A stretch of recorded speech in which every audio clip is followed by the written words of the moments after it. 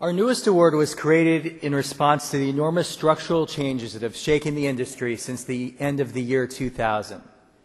It is intended to recognize an airline that has achieved a commercial rebirth through a life-changing business transformation. This perfectly describes the winner of our Phoenix Award for 2008, Malaysia Airlines.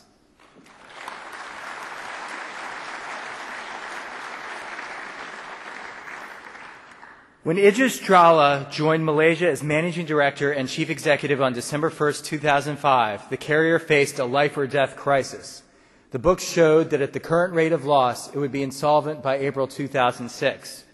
With the government making it clear that it would not bankroll yet another rescue, the carrier would have to save itself or go out of business.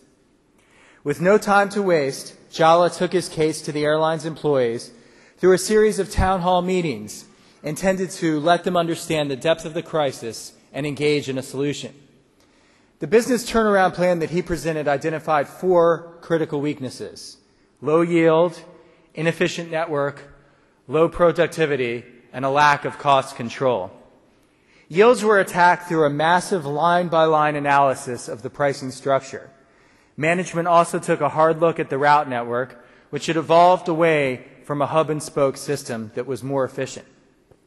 Local and regional flights were retimed to improve long-haul connections, and some secondary international and regional cities were dropped. To fill in the white spaces, Malaysia entered into code-share agreements with airlines in Europe, the Middle East, Africa, and Australia. The result? Yields and unit revenue rose 28% between the end of 2005 and the third quarter of 2007. Malaysia also had to address low productivity and overstaffing. With no alternative, staff levels were reduced around 15% through a combination of mutual separation schemes, non-renewal of contracts, and retirements. Natural attrition over the next few years is expected to lower this further. The financial targets set out in the turnaround plan were to cut 2006 losses from a projected 1.7 billion ringgit to 600 million ringgit, followed by profits of 50 million ringgit by 2007. Actual performance has far surpassed these goals. Malaysia trimmed its 2006 loss to just 136 million, and the results in 2007 were even more impressive. 9-month profit was 610 million ringgit, surpassing the carrier's best ever full-year performance posted in 2004. Malaysia's financial rebirth has not come at the expense of customers. Over the past year, it has garnered numerous awards for the quality of its service, and it is committed to spending 200 million ringgit on upgrading IT through 2009. The remarkable turnaround in just a few short years places Malaysia Airlines on an upward trajectory that should well position it to serve and benefit from Asia's strong economies and increasing liberalization. Please join me in congratulating Malaysia Airlines, winner of the 2008 Phoenix Award. Accepting on behalf of the airline is Mr. Idris Jalla, Managing Director and Chief Executive Officer, Malaysia Airlines.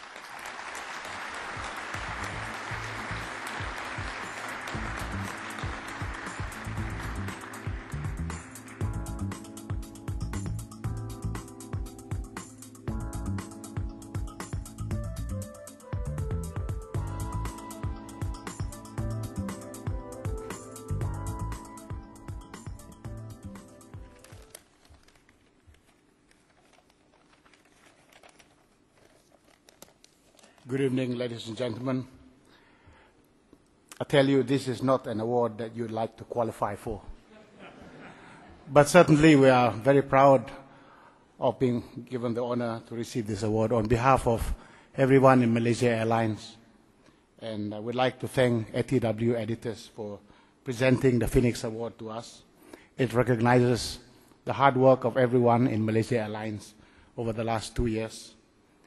Without their hard work, we would not be alive today and kicking. There is no doubt in my mind that the work that we put into it, the hands and the hearts put into it over the last 2 years, had clearly paid dividends for us. We've only just begun. I have no doubt in my mind that the journey ahead is very, very tough. We've only just arrived at base camp. In some of the discussions we've had in Malaysia Airlines, we know that the market is going to become a lot tougher. My dad has told me when I was a kid, the best philosophy in life is always to assume the worst, but aim and plan for the best. What we've done now in Malaysia Airlines is to launch ourselves into an entirely new journey, to put forward a 5-year plan, which we've also published and made public. And the reason why we make it public is so that our government, who owns majority stake in the airlines, and also everyone in Malaysia, they think they own the airlines. They also understand why we have to do certain things, tough as they are. And we're bracing for the difficult challenges ahead. At the last town hall meeting we've had 2 weeks ago, we've agreed that the present is colored by the past, and it has not been a good past for us. But certainly we've agreed as a team, the management team and the staff in Malaysia Airlines, that we'd like to choose the colors of our future.